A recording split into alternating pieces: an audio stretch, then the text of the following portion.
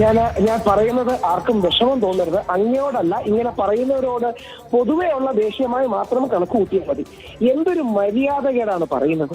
ബഹുമാനപ്പെട്ട കോടതി മുകേഷ് നായർ പ്രൈമാ ഫേസി ഈ കേസിലേക്ക് വലിച്ചഴക്കപ്പെട്ടതാണെന്നും പുള്ളിക്ക് എതിരെയുള്ള കേസിന് മുൻകൂർ ജാമ്യം കൊടുക്കുകയും ചെയ്യുമ്പോൾ മുകേഷ് നായരെ കുറ്റക്കാരന് വിധിക്കാൻ നമ്മൾ ആരാണ്? കോടതിയുടെ മേലിലേക്കായിട്ട് നമ്മൾ പോയോ? പുള്ളി മുൻകൂർ ജാമ്യം നേടി. ആ മുൻകൂർ ജാമ്യത്തിൽ പുള്ളിക്ക് അനുകൂലമായ പരാമർശങ്ങളുണ്ട്. പുള്ളിക്കെതിരെയുള്ള കേസ് വ്യാജ കേസാണെന്ന് അദ്ദേഹം പൊതുമാധ്യമങ്ങളിലും സമൂഹ മാധ്യമങ്ങളിലും തെളിയിച്ചു. പുള്ളിയോട് കാശ് ചോദിച്ചൊരു വ്യക്തി കാശ് കിട്ടാത്തതുകൊണ്ട് പുള്ളിക്കെതിരെ കേസ് കൊടുത്തതാണ്. അതുകൊണ്ട് മുകേഷ് നായർ എന്താ അൺടച്ചബിൾ ആയോ? മുകേഷ് നായരെ മാറ്റി നിർത്തണോ? എന്ത് മര്യാദയോടാണ് നമ്മൾ പറയുന്നത്? ഒന്ന് ആലോചിച്ച് നോക്കുക. ആരെങ്കിലും കുറ്റം പറയാൻ ഉള്ള സന്തോഷത്തിന്റെ പേരിൽ ചെയ്യുന്നത്. മുകേഷ് നായർ ചെയ്യുന്ന കോണ്ടന്റിനെ കുറിച്ച് തീർച്ചയായിട്ടും നിങ്ങൾക്ക് തർക്കിക്കാം, ഒരു സംശയമില്ല. രാഹുലിന്റെ ഇപ്പോ പുരുഷാവകാശ കമ്മീഷനൊക്കെ ആയിട്ട് അത്തരം പ്രവർത്തനങ്ങളുമായിട്ട് നിങ്ങൾ മുന്നോട്ട് പോയി നമുക്കറിയാം.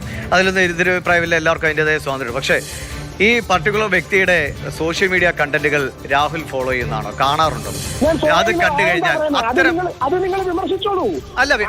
അത്തരം കണ്ടന്റുകളൊക്കെ ചെയ്യുന്ന ആളെ എങ്ങനെയാണ് കുട്ടികളുടെ മുമ്പിൽ ഒരു സ്കൂളിൽ അവതരിപ്പിക്കുന്നത്?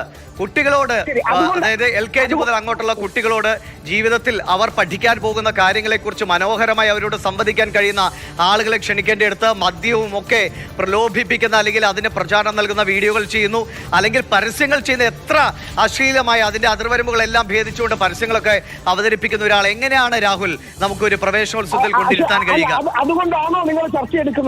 അതടക്കമുണ്ട്. പോക്സോ കേസ് ആരോടെ നിലനിൽക്കുന്നു, ഒപ്പം തന്നെ ഇത്തരം പരസ്യങ്ങൾ ഇതൊക്കെയുണ്ട്. ഒരു കുട്ടികളുടെ മുമ്പിൽ അവതരിപ്പിക്കുള്ളൂ, അതിൻ്റെതായ ഒരു മര്യാദ ഒരാൾക്ക് വേണ്ടേ രാഹുലെ? അത് മാത്രമാണ്. എന്റെയും രാഹുലിന്റെയും ഒക്കെ കുട്ടികൾ ഇത്തരം പ്രവേശനോത്സവങ്ങളിൽ പങ്കെടുക്കുന്നവരാണ്.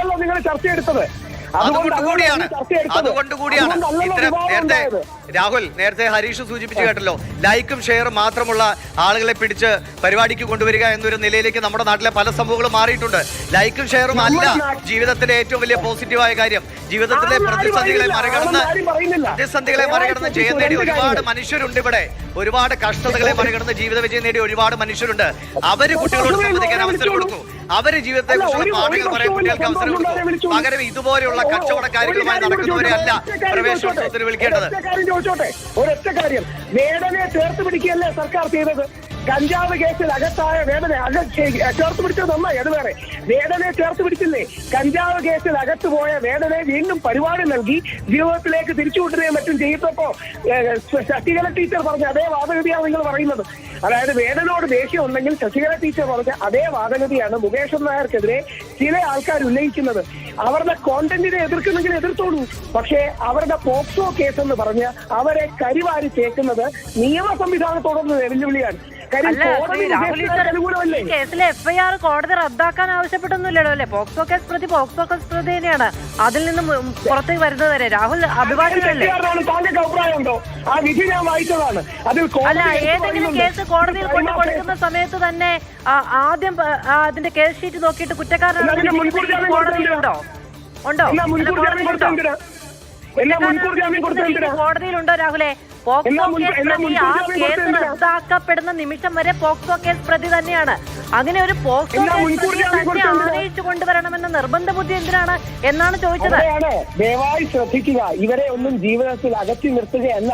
മുകേഷ് നായർ ഒരു വീഡിയോയിൽ അഭിനയിച്ചു. ആ വീഡിയോയിൽ അഭിനയിച്ച ഒരു കുട്ടി ഇദ്ദേഹത്തിനെതിരെ കള്ളക്കേസ് കൊടുത്തതാണ്. അല്ല, പോക്സോ കേസ് പ്രതി ജീവിതത്തിൽ അകറ്റി നിർത്തേണ്ട ആളു തന്നെയാണ്. അത് അല്ല എന്ന് തെളിയിക്കുന്നവരിൽ രണ്ട് സാധ്യതകൾക്കും തുല്യമാണ്. ഈ കേസിൽ രണ്ട് സാധ്യതകൾക്കും തുല്യ അകലമാണ് രാഹുലെ. ഒന്ന് നിരപരാധി എന്ന് തെളിയിക്കപ്പെടാനുള്ള സാധ്യത, ഒന്ന് അപരാധി എന്ന് തെളിയിക്കപ്പെടാനുള്ള സാധ്യത. അത് നിയമത്തിന്റെ കൈവശം ഇരിക്കുന്നതാണ്. നിരപരാധി എന്ന് സ്ഥാപിക്കാനുള്ള, നിരപരാധി എന്ന് വിശേഷിപ്പിക്കാനുള്ള അതേ സാധ്യതകൾ അപരാധി എന്ന് സ്ഥാപിക്കാനും വിശേഷിപ്പിക്കാനും കൂടിയുണ്ട്. അതിൽ വളരെ അതിൽ എക്സെപ്റ്റ് ചെയ്ത് അതിൽ കൃത്യമായി അയ്യോ അല്ല മുകേഷ് നായരല്ലേ, നമ്മുടെ മുകേഷ് നായരല്ലേ, നമ്മുടെ വീഡിയോ കാണുന്ന ആളല്ലേ എന്ന രീതിയിൽ ക്ഷണിച്ചു കൊണ്ടുവരേണ്ട എന്ത് ആവശ്യകതയാണെന്നുള്ളത്. കുഞ്ഞുങ്ങൾക്കെതിരായ കുറ്റകൃത്യം രാഹുലെ, കുഞ്ഞുങ്ങൾക്കെതിരായ കുറ്റകൃത്യം ചെയ്തവർ സമൂഹത്തിന്റെ എതിരാളികളാണ് എന്നാണ് നമ്മൾ പറയാറുള്ളത്. ആ കേസ് കുറ്റവാളി അല്ല എന്ന് തെളിയിക്കപ്പെടുന്ന നിമിഷം വരെ അകറ്റി നിർത്തേണ്ട ആളെന്നു തന്നെയാണ് സമൂഹം ദയവായി ഒരു വരിയിലൊന്ന് കേൾക്കണം. ഒരു വരി ഓവർലാപ്പ് ചെയ്യാതിരിക്കാനാണ് ഞാൻ. എന്റെ അടുത്ത സുഹൃത്താണ് ഈ പറയാൻ പോകുന്ന ആള്. നമ്മുടെ മാധ്യമങ്ങളിലെ പ്രമുഖനായ, നിങ്ങളടക്കമുള്ള മാധ്യമ സമൂഹത്തിലെ പ്രമുഖനായ ഒരു എഡിറ്റർ ഇതേപോലെ ഒരു വ്യാജ പോക്സോ കേസിൽ 1-ാം പ്രതിയായിരുന്നു. നമ്മുടെ ഹൈക്കോടതിയിൽ വന്നത് ആരാണെന്ന് ഞാൻ പറയുന്നില്ല, മറ്റൊരു ചാനലിൽ ഇരിക്കുന്നുണ്ട്. അദ്ദേഹത്തെ ഫുള്ള് മാറ്റി നിർത്തണോ? നമ്മുടെ നാട്ടിൽ ഈ വ്യാജ കേസ് വെച്ച് എത്ര പേരെ നമ്മൾ മാറ്റി നിർത്തും? ഈ തന്ത്രത്തിന് വേണ്ടിയാണ് വ്യാജ കേസ് കൊടുക്കുന്നവർ പറയുന്നത്. ശ്രീമതി മാധുവിനെ അടക്കം തെറ്റിദ്ധരിപ്പിക്കാൻ കഴിയുമെന്ന വിശ്വാസത്തിലാണ് അവർ ഈ വ്യാജ കേസ് കൊടുക്കുന്നത്. കാര്യം അങ്ങനെ ഒരു കേസ് കൊടുത്തു കഴിഞ്ഞാൽ ഇവർ മോശക്കാരായി പൊതുസമൂഹം ചിത്രീകരിക്കും. ഇവരെ എന്റെ ശരീരത്തിൽ എനിക്ക് അനുമതിയില്ലാതെ സ്പർശിച്ചു എന്നാണ് ആ കുട്ടിയുടെ പരാതിയിൽ പറഞ്ഞിരിക്കുന്നത്. അല്ലല്ല, ആ കേസിനെ അതിന്റെ ആ വ്യാപ്തിയിൽ കാണേണ്ടതുണ്ട് രാഹുലെ. എന്റെ അനുമതിയില്ലാതെ എന്റെ ശരീരത്തിൽ സ്പർശിച്ചു എന്ന പ്രായപൂർത്തിയാകാത്ത ഒരു പെൺകുട്ടി പറഞ്ഞ കേസിൽ കോടതി മുൻകൂർ ജാമ്യം എങ്ങനെ കൊടുത്തു? ശരിയാണെങ്കിൽ വ്യാജ കേസാണ്. ഈ കുട്ടി ഇദ്ദേഹത്തോട് കാശ് ചോദിച്ചു. അല്ല, വ്യാജ കേസാണെന്ന പരാമർശം കോടതി നടത്തിയിട്ടുണ്ടോ രാഹുലെ? ഉത്തരവാദിത്ത ബോധമില്ലാതെ പറയരുത്. ആ കേസിൽ മുൻകൂർ ജാമ്യം കൊടുത്തപ്പോൾ ഇത് വ്യാജ കേസാണെന്ന് കോടതി പറഞ്ഞിട്ടുണ്ടോ? കോടതി ഫോൾസ്ലി ഡ്രാഗ്ഡ് പ്രൈമ ഫേസി ഫോൾസ്ലി ഡ്രാഗ്ഡ് ആണെങ്കിലാണ് മുൻകൂർ ജാമ്യം കൊടുക്കുന്നതെന്നും മുകേഷ് നായരെ പ്രൈമ ഫേസി ഫോൾസ്ലി ഡ്രാഗ്ഡ് ആണ് എന്ന് പറയുകയും ചെയ്തു. മുകേഷ് നായരുടെ പത്രസമ്മേളനത്തിൽ ഞാനിപ്പം പൊയ്ക്കൊണ്ടിരിക്കുകയാണ്. ഈ മുകേഷ് നായർക്ക് ജീവിക്കേണ്ട അയാൾക്ക് 15 വയസ്സുള്ളൊരു മോളുണ്ട്. നിങ്ങൾ മനസ്സിലാക്കേണ്ടത് അയാളുടെ വീട്ടിൽ അയാൾക്ക് ഭാര്യയും കുട്ടിയും അമ്മയുണ്ട്. അയാൾക്ക് 15 വയസ്സുള്ള കുട്ടിയും അമ്മയും പെങ്ങളും ഒക്കെ ഉള്ളവർ മറ്റുള്ളവരോട് മറ്റു സ്ത്രീകളോട് ബഹുമാനത്തോടെ പെരുമാറുക എന്നുള്ളതാണ്. ഈ നാട്ടിൽ ഒരുപാട് ആൽബങ്ങളുടെ ഷൂട്ടിംഗ് ഒക്കെ നടക്കാറുണ്ട്. പ്രായപൂർത്തിയാകാത്ത പെൺകുട്ടികളെ അതിൽ അഭിനയിപ്പിക്കുമ്പോൾ അവർക്ക് കംഫർട്ടബിൾ അല്ലാത്ത രീതിയിൽ അവരോട് പെരുമാറുമ്പോൾ അതിനെതിരെ കേസ് വരുമ്പോൾ എനിക്ക് അമ്മയുണ്ട്, പെങ്ങളുണ്ട്, എനിക്ക് മകളുണ്ട് എന്ന് പറയുന്നതിന് അത് പരിഹാരമല്ല. പോക്സോ കേസിലെ എഫ്ഐആർ കോടതി റദ്ദാക്കുന്നത് നോക്കൂ. ഇതിൽ മുകേഷ് നായർ കുറ്റക്കാരനാണ് എന്നിവിടെ ആരും പറഞ്ഞിട്ടില്ല. സർക്കാർ അയാളെ വിളിച്ചതുമായി ബന്ധപ്പെട്ടുള്ള അന്വേഷണം നടത്തുമ്പോൾ കുറ്റക്കാരനാണെന്ന് പറഞ്ഞില്ല. പോക്സോ കേസ് പ്രതി എന്ന് തന്നെയാണ്. അത് കാറ്റഗറിയാണ്. അത് നിങ്ങൾക്ക് മനസ്സിലാവാനിട്ടല്ല. പ്രതി എന്ന് പറയുന്നത് ഒരു കാറ്റഗറിയാണ്. അത് നിങ്ങൾക്ക് മനസ്സിലാവാനിട്ടല്ല.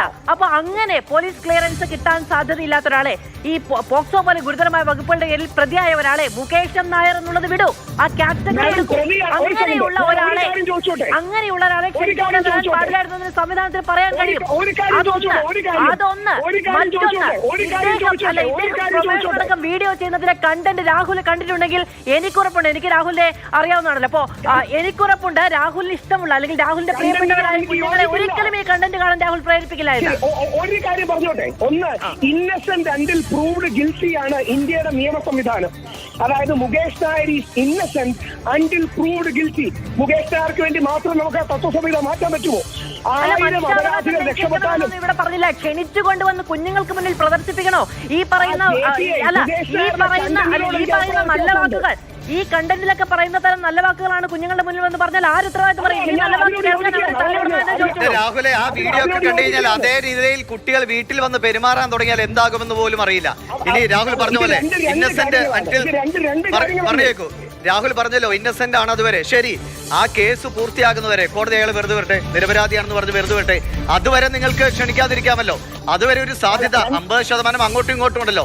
അതിനുശേഷം ക്ഷണിച്ചോളൂ, നല്ല പരിപാടിക്ക് വിളിച്ചോളൂ. പക്ഷേ അതുവരെ ക്ഷണിക്കാതിരിക്കാനുള്ള മര്യാദയും ഉത്തരവാദിത്വവും നമ്മുടെ സംവിധാനങ്ങൾ കാണിക്കണം. അതാണ് മന്ത്രി അടക്കം ആ കാര്യത്തിൽ ഇടപെട്ടത്. അധ്യാപകർ കൃത്യമായ വിശദീകരണം കൊടുക്കണമെന്ന് പറഞ്ഞത് വെറുതെ അല്ലല്ലോ. മുകേഷ് നായരുടെ കുടുംബം ഇത് കേട്ടോണ്ടിരിക്കുകയാണ്. അതുകൊണ്ടാണ് ഞാൻ ഇടയ്ക്ക് കയറി പറയാത്തത്. എനിക്ക് ഒരു വരിയേ ഉള്ളൂ. മുകേഷ് നായർക്ക് അനുകൂലമാണ് കോടതി. നമ്മൾ മുകേഷ് നായരെ എതിർക്കരുത്. 2, മുകേഷ് നായരുടെ കോണ്ടന്റ്, അതിന് നിങ്ങൾ ശക്തമായ വിമർശനം ഉന്നയിക്കും, ഒരു പ്രശ്നവുമില്ല. പക്ഷെ കോണ്ടന്റിന്റെ പേരിലല്ല, ഈ പോക്സോയുടെ പേരിൽ അദ്ദേഹത്തെ അകറ്റി നിർത്തരുത്. കാര്യം ആ അകറ്റി നിർത്തണമെന്നുള്ളതാണ് ഈ വ്യാജ പരാതി കൊടുക്കുന്നവരുടെ പ്രധാന ഉദ്ദേശം. ആ വ്യാജ പരാതി അതാണ് MA സാറിന് പറ്റിയത്. രാഹുൽ ഈശ്വറിന് മാത്രമല്ല, ദിലീപേട്ടന്റെ പ്രിൻസ് സിനിമ കണ്ടപ്പോൾ പുള്ളിക്കെതിരെ വിമർശനം. എന്ത് ചെയ്യാൻ പറ്റും? ദിലീപ് ഒരു അക്യൂസ്ഡ് മാത്രമല്ലേ, അതുകൊണ്ട് ദിലീപിന്റെ സിനിമ കാണാതിരിക്കാൻ പറ്റൂ? ഇതിന്റെ പ്രശ്നം ഈ അസ്പർശ്യത, അൺടച്ചബിലിറ്റി ഉണ്ടാക്കാൻ വേണ്ടിയാണ് ശ്രമിക്കുന്നത്. നമ്മൾ അതിന് വീട് പോകരുത്. മുകേഷ് നായരുടെ കണ്ടന്റിനെ വിമർശിക്കൂ. ഞാൻ മദ്യം ഉപയോഗിക്കുന്ന ആളല്ല, ഞാൻ മുകേഷ് നായരുടെ കണ്ടന്റിനെ വിമർശിക്കുന്ന ആളാണ്. പക്ഷെ മുകേഷ് നായരുടെ വ്യക്തി അകറ്റി നിർത്തുകയല്ല. അദ്ദേഹം ഒരു ഇൻഫ്ലുവൻസർ ആണ്. അദ്ദേഹത്തിന് തെറ്റുണ്ടെങ്കിൽ അദ്ദേഹത്തെ ചൂണ്ടിക്കാണിക്കാം. 15 വയസ്സുള്ള ഒരു മോള് വീട്ടിലുണ്ട്, അമ്മയുണ്ട്, ഭാര്യയുണ്ട്, വീട്ടുകാരുണ്ട്. അദ്ദേഹത്തെ മോശക്കാരനായി ചിത്രീകരിക്കുന്നത് കോടതിയോടുള്ള അനാദരവാണ്. കാര്യം കോടതിയാണ് അദ്ദേഹത്തിന് മുൻകൂർ ജാമ്യം കൊടുത്തത്. ഈ മാന്യതയും മര്യാദയും നമ്മൾ കാണിക്കണം. പറഞ്ഞാൽ കുറ്റവിമുക്തനാക്കുക എന്നൊരു അർത്ഥമുണ്ടോ എന്ന് എനിക്കറിയില്ല. പല കേസുകളിൽ ജാമ്യം കൊടുക്കാറുണ്ട്, പല കേസുകളിൽ മുൻകൂർ ജാമ്യവും കൊടുക്കാറുണ്ട്. അത് കുറ്റവിമുക്തനാക്കുക എന്നുള്ളതല്ല, അത് ട്രയലിലേക്ക് പോവുക എന്നുള്ളതാണ്. അതിൽ കുറ്റപത്രം സമർപ്പിച്ചിട്ടുണ്ട്, ഇതുമായി ബന്ധപ്പെട്ട നടപടികളിലേക്ക് പോവുക എന്നുള്ളതാണ്. ജാമ്യം കിട്ടിയെന്നുള്ളത് കൊണ്ട് ആ കേസിൽ ശിക്ഷിക്കപ്പെടില്ല. ഇനി ശിക്ഷിക്കപ്പെടേണ്ട, അയാൾ ഇത് ചെയ്തിട്ടില്ല എങ്കിൽ ശിക്ഷിക്കപ്പെടേണ്ട. ഇവിടെ ആർക്കും അത്തരം മുൻവിധികളൊന്നുമില്ല. പക്ഷെ പോക്സോ കേസ് പ്രതികളെ ഇങ്ങനെ ക്ഷണിച്ചു കൊണ്ടുവരരുത്. ഇന്നിപ്പോ വിദ്യാഭ്യാസ വകുപ്പ് പോക്സോ കേസ് പ്രതികളായവരെ സർവീസിൽ നിന്ന് മാറ്റി നിർത്താനുള്ള നടപടികളിലേക്ക് പോവുകയാണ്. അത്തരം കടുത്ത നടപടികൾ കുഞ്ഞുങ്ങളുമായുള്ള കരുതലുമായി ബന്ധപ്പെട്ട ഒരു സമൂഹം എടുക്കുന്നതിനിടയിലാണ് ഈ ആനയിച്ചു കൊണ്ടുവരേണ്ടത് എല്ലാമരം വിസലുമൊക്കെ. പോക്സോ കേസ് പ്രതി എന്നൊരു കാറ്റഗറി ഇല്ല. ഒരു വ്യക്തി ഒന്നെങ്കിൽ അപരാധി അല്ലെങ്കിൽ നിരപരാധി. അയാൾ കുറ്റം തെളിയിക്കപ്പെടുന്നവരെ അയാൾ നിരപരാധി. ഒന്ന് ആലോചിച്ച് നോക്കുക. അങ്ങനെയാണെങ്കിൽ എത്ര പേരെ നമ്മൾ മാറ്റി നിർത്തും? എത്ര പേർക്കെതിരെ വ്യാജ കേസുകളുണ്ട്? നമ്മുടെ സുപ്രീം കോടതി ചീഫ് ജസ്റ്റിസ് രഞ്ജൻ ഗൊഗോയ്ക്കെതിരെ വരെ വ്യാജ കേസ് വന്നില്ലേ? പിന്നാണോ പാവം മുകേഷ് നായർ? ആലോചിച്ച് നോക്കുക. സുപ്രീം കോടതി ചീഫ് ജസ്റ്റിസ് രഞ്ജൻ ഗൊഗോയ്ക്കെതിരെ പോലും വ്യാജ ആരോപണം വന്നു. സ്ത്രീകളെയും കുഞ്ഞുങ്ങളെയും ഉപയോഗിച്ച് വ്യാജ ആരോപണം നടത്തുന്നവരെ വിജയിക്കാൻ നമ്മൾ അനുവദിക്കരുത്. കാര്യം നാളെ മാധുവിന് വരില്ല. മാധുവിന്റെ കൂടെ നിൽക്കുന്ന നമ്മുടെ സുഹൃത്തിനും എനിക്കും വേറൊരാൾക്കും ഇത് വരും. ഞങ്ങളെ അടക്കം പൊതുസമൂഹം അല്ലല്ല, അങ്ങനെ പോക്സോ കേസിൽ സ്ത്രീ പുരുഷൻ എന്നൊരു വ്യത്യാസമുണ്ടെന്ന് എനിക്ക് തോന്നുന്നില്ല. പ്രായപൂർത്തിയാകാത്ത ഒരു ആൺകുട്ടിയുമായി ബന്ധപ്പെട്ട് എന്തെങ്കിലും പ്രശ്നം ഉണ്ടാവുകയാണെങ്കിൽ എനിക്കെതിരെയും കേസ് ഉണ്ടാവാം. എനിക്ക് അറിഞ്ഞൂടെ കേട്ടോ ഇദ്ദേഹം നിയമം പഠിച്ച രീതി എങ്ങനെയാണ്. വളരെ കുറച്ച് ഇൻസ്റ്റൻസസ് അല്ലേ ഉള്ളൂ ഞാൻ പറഞ്ഞത്. അല്ല, ഇങ്ങനെ ജനറലൈസ് ചെയ്യുന്നിടത്താണ് പാളി പോകുന്നത്. രാവിലെ പാളി പോകുന്നത്. ഒരു കാര്യം കൂടെ മാധുവിന് മനസ്സിലാകാൻ വേണ്ടിയിട്ടാണ്. ഒറ്റ കാര്യം, ഇങ്ങനെ തന്നെയാണ് ഹിന്ദുവിന്റെ ഗൗരിദാസൻ നായർ നമ്മുടെ സമൂഹത്തിൽ നകന്നു പോയത്. ആ പാവ മനുഷ്യനെതിരെ ഒരു പെൺകുട്ടി വ്യാജ പരാതി എഴുതി. അദ്ദേഹത്തിന് ഹിന്ദുവിൽ ഇറങ്ങിയപ്പോൾ റിട്ടയർമെന്റ് പോലും കിട്ടിയില്ല. TRS എടുത്ത് പുള്ളിക്ക് ഇറങ്ങേണ്ടി വന്നു. കാര്യം നമ്മളോട് ശത്രുതയുള്ളവർ വെറുതെ ഒരു ആരോപണം ഉന്നയിച്ചാൽ നമ്മുടെ ജീവിതം തീരുന്ന ദുരവസ്ഥയാണ് ഇവിടെ ഉള്ളത്. അത് സിദ്ദിഖിന്റെ കാര്യത്തിൽ, വിജയബാബുവിന്റെ കാര്യത്തിൽ, എത്ര കാര്യത്തിൽ കണ്ടു. ഞാൻ പറഞ്ഞ അക്ഷരം താല്പര്യമുള്ള കേസുകൾ എടുത്തു പറയുക എന്ന് പറയുന്നത് ഒരു നല്ല രീതിയാണ് രാവിലെ. അത് വിജയബാബുവിന്റെ കേസൊക്കെ നമ്മൾ ഒരുപാട് തർക്കിച്ചിട്ടുള്ള കേസുമാണ്. പക്ഷേ ഇതിലൊരു പ്രശ്നമുണ്ട്. എന്താണെന്നറിയാമോ? വ്യാജ കേസുകളുമായി ബന്ധപ്പെട്ട കണക്കൊക്കെ എല്ലാവർക്കും പറയാൻ കഴിയും. പക്ഷേ ഈ സമൂഹത്തിൽ കുഞ്ഞുങ്ങൾക്കെതിരായി നടക്കുന്ന അതിക്രമങ്ങൾ, സ്കൂളിൽ, വീട്ടിൽ, പൊതുയിടങ്ങളിൽ ഒക്കെ കുഞ്ഞുങ്ങൾക്കെതിരായി നടക്കുന്ന അതിക്രമങ്ങളുമായി ബന്ധപ്പെട്ട ഒരു സമൂഹം ജാഗ്രതയോടെ പോകണം എന്നതിനെ ഒരു തടസ്സവും പറഞ്ഞ ഒരാൾക്കും ഇങ്ങനെ ന്യായീകരിച്ച് പോകാൻ കഴിയില്ല. അതൊട്ട് അനുവദിക്കുകയുമില്ല ഈ സമൂഹം. ശരി രാഹുൽ, എന്തായാലും ന്യായീകരണങ്ങൾ സ്വാഭാവികമായിട്ടും തുടരും. പക്ഷേ പ്രവേശനോത്സവം പോലെ ഒരു ചടങ്ങിൽ ഇങ്ങനെ ഒരു ആരോപണമുള്ള ആൾ വരുന്നത് തെറ്റ് തന്നെയാണ് എന്ന തരത്തിൽ യാതൊരു തർക്കവുമില്ല.